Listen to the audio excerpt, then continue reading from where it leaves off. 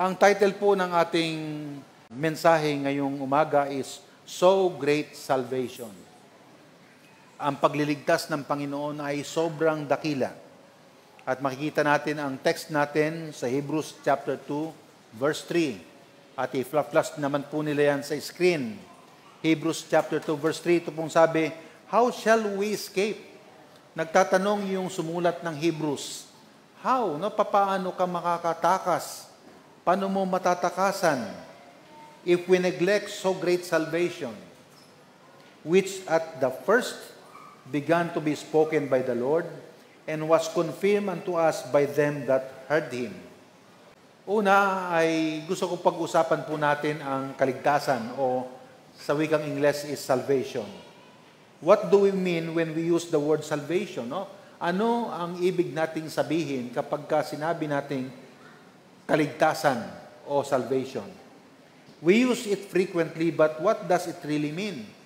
Madalas nating sinasabi, madalas nating pinag-uusapan ito, pero ano ang totoong kahulugan nito? In normal English, we might say, Diyos. Gagamitin ko na lang na halimbawa rito si Diyos, saved Raymark when his car overturned. No? So Raymark ay nagmamaneho at tumaob yung kanyang sasakyan at niligtas siya ni Diyos. So we mean that Diyos rescued Raymark from the loss of blood or burning. Yun ang mga possibilities. The way that it is used in the Bible is similar. Ang pagkagamit po nito sa Biblia ay may pagkakahawig. But it is used in three slightly different ways. In three tenses. Ang pagliligtas po ay past, present, and future. Yan po, yung three tenses. Now, punta po tayo sa present. Salvation is a consummated or accomplished reality. Accomplished. No? Or consumed. Ito po ay nangyari na. Past tense. Sabi po sa Luke chapter 7, verse 50, And he said unto the woman, Thy faith hath saved thee, go in peace. Sinabi ni Jesus sa kanya, ang iyong pananampalataya ang nagligtas sa iyo at humayo ka na ng may kapayapaan. Your faith has saved you. Sa Luke chapter 7, verse 50. Sabi sa Ephesians chapter 2, verse 8, For by grace are ye saved. Saved. Past tense na naman yan. No? For by grace are ye saved through faith, and that not of yourselves, it is the gift of God. So by grace, you have been saved. Sa Ephesians 2:8. Dito sa Titus 3:5, basahin naman po natin, Not by works of righteousness, which ye have done, but according to His mercy, He saved us, by the washing of the regeneration and renewing of the Holy Ghost. So, according to His mercy, no? Ayon sa Kanyang awa, iniligtas niya ikaw. No? Ayon sa awa ng Diyos. Ayon sa awa ng Panginoon, siya ang nagligtas sa atin. Now, this refers to the believer's deliverance. No? Ang tinutukoy po nito ay yung deliverance, yung pagliligtas.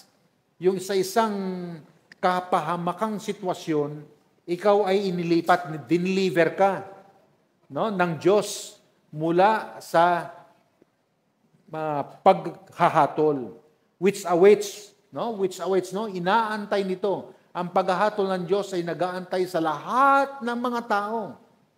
Pero dahil sa awa ng Diyos, yung ibang hahatulan ay nirescue. Yan, in the past. Yan ang dahilan kung bakit pumarito ang Panginoong Jesus. That was in the past. Alam nyo, hindi na babalik ang Panginoon para magligtas pa. You need to understand that. Nangyari na yan in the past. Pumarito na po siya at alam natin ang mensahe na yan. Nasa Bible po yan. Kahit hindi nagbabasa ng Bible, na uulinigan, naririnig natin yan. Either sa radyo, sa telebisyon, o nababasa natin sa iba't ibang mga pahayagan. at sa iba't ibang mga babasahin na ang Panginoon ay pumarito na. Tapos na yan. More than 2,000 years ago, the Son of God came over us. Sa heart of the Bible, no? Ang Bible po ay may tinatawag na puso. At ito po ay makikita natin sa John chapter 3, verse 16. Yan ay tinatawag naming puso ng Biblia. John 3:16. For God so loved the world that He gave His only begotten Son. That was more than 2,000 years ago. Hindi na po mauulit yon, mga kaibigan. Hindi na mauulit yon. Minsan nang dumating si Jesus dito. Ibinigay siya ng Ama upang ang sino mang manampalataya ay hindi mapahama kundi magkaroon ng buhay na walang hanggan. Now, this refers to the believer's deliverance. No? Ito po ay tumutukoy sa deliverance ng lahat ng mga nanampalataya na.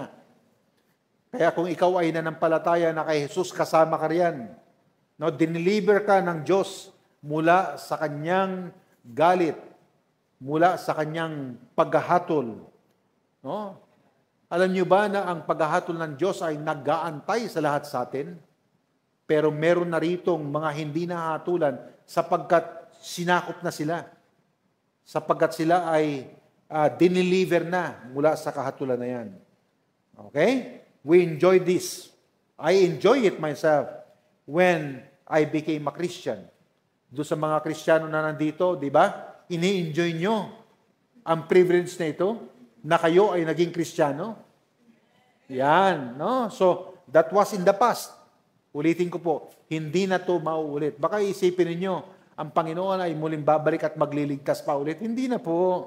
Hindi na mangyayari yan. Pumarito na siya. Namatay na siya para bayaran ng ating kasalanan. That's why in the past, tayo i-deliver na. Now, how were we saved? No, paano tayo naligtas? Well, we were saved by obeying God, no, sa pagsunod kay Kristo, sa pagsunod sa Diyos. Teka muna, baka ma-misunderstood natin ito. Sa pagsunod sa Diyos. By turning our back on our sin. No, pagsunod sa Diyos, sa pamamagitan ng pagtalikod. No? Ano yung pagtalikod? Itong likod natin, di ba? Sino may likod dito? Alam nyo, ang likod ninyo.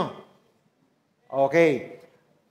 Ang pagtalikod po ay itong kasalanan, tatalikod ka. Okay. Hindi yung haharap ka. Hindi pagtalikod yan. No? So, anumang ginagawa mong kasalanan, tatalikod ka. Okay? Yan ang pagsunod na gusto ng Diyos. Tatalikod ka sa ating kasalanan. Tapos pangalawa, pagka tumalikod ka, ipagkakatiwala mo ang iyong sarili kay Kristo. Yun ang klase ng pagsunod na gusto ng Diyos na gagawin ng lahat ng taong makasalanan. Natatalikod ka sa kasalanan at ipagkakatiwala mo ang iyong sarili sa pagliligtas ni Kristo. May naintindihan po natin mga kapatid at mga kaibigan, wala ka nang gagawin. Susunod ka lang, tatalikod ka sa kasalanan, tapos ipagkakatiwala mo ang iyong sarili sa pagliligtas ni Kristo. Okay?